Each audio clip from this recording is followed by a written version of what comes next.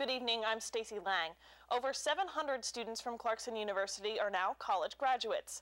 This should help put it in perspective. I'm about 5'9".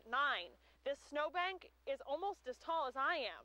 And with more lake effect on the way, expect piles to get even higher. Folks who live around here say in 1998, the water on South Main Street was as high as this fence. Today, luckily, it's only about 8 inches and receding, but about 1.5 miles up the road, a completely different story. I'm Stacy Lange, 2 high school rivals coming together for a good cause.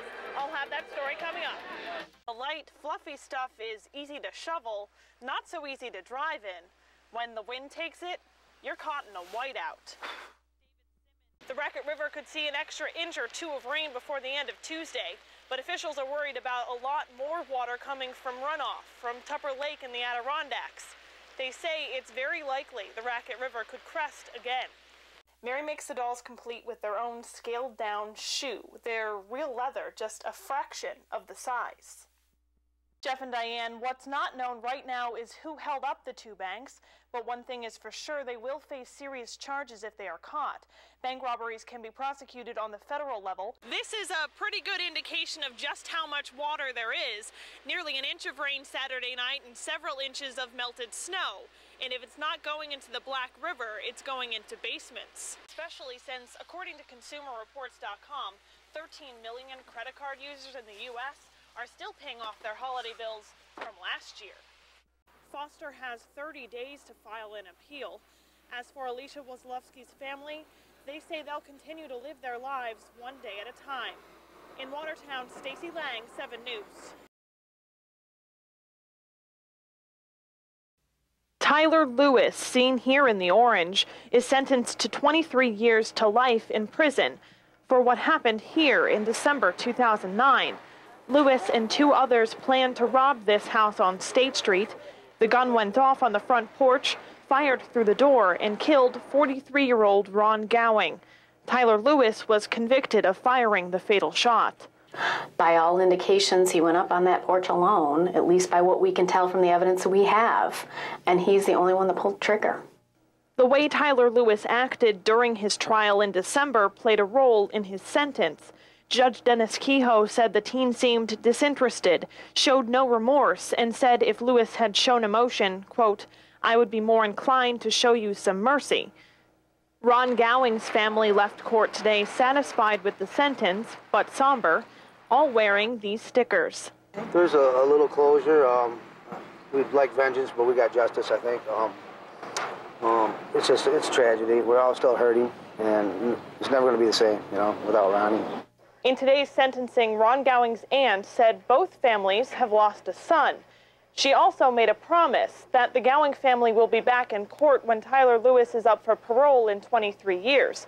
Lewis will be 41 years old. In the newsroom, Stacy Lange, 7 News.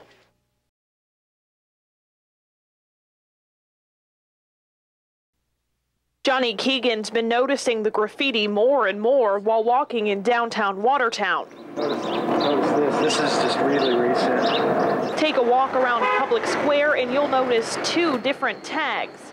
I didn't pay attention to it at first, and I saw Hyde written somewhere and then Hyde written somewhere else, and it's all over town. The word Hyde is written in spray paint or marker on just about every surface. You'll also see this tag in plain view. Rather recently, right there. And there's been some additions to it since then. That may mean different taggers are communicating, but those out of the loop find it frustrating. It is, especially when you see the same, looks like the same people doing it over and over. We showed the graffiti to Joe Wargo of the Jefferson County Gang Task Force. He's not convinced. I would be hard-pressed to say it's specifically gang-related. Wargo thinks the tags are coming from only 1 or 2 culprits. Is the letters are the same and some of the penmanship is the same. That in and of itself doesn't necessarily indicate gang activity. But he says it doesn't rule it out either. If you notice a new tag or see someone in the act, contact the Watertown Police Department. Stacy Lange, 7 News.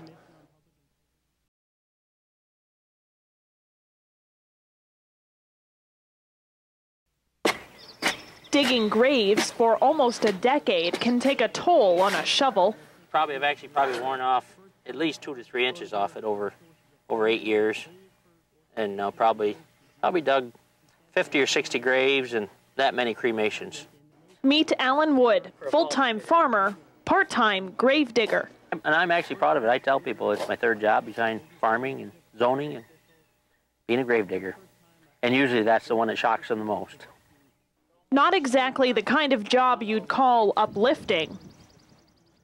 It's very peace and quietful because nobody's here to bother you. You can just go at your own pace and enjoy yourself. His pace, about 2.5 hours per grave, sometimes working on short notice. He charges $250 a pop. Because I do it for the money, too. Wood has his digging down to a precise science. Just like a surgeon with a scalpel. Slicing that away there. And it looks easy, doesn't it? Wood is one of the only grave diggers in the North Country working completely by hand because some of these grave sites are centuries old. Nowadays, most use a backhoe. So they can come in, use the equipment, and they're done in 15 or 20 minutes, and they had to do nothing. Well, you can't do that in here. Instead, Wood has a careful method. The sod gets saved. It'll go in after the burial. And the measurements need to be exact, 96 inches long, 42 inches wide, but not 6 feet under. It's only 4. That's because all caskets now go into cement or steel vaults, but even with 2 less feet to dig, still plenty of heavy lifting. Between 3 and 4 tons of dirt. Dirty doesn't begin to cover it. With the wet spring we've had, plenty of worms to deal with. That's the worst thing. Well, actually, I did run into that one.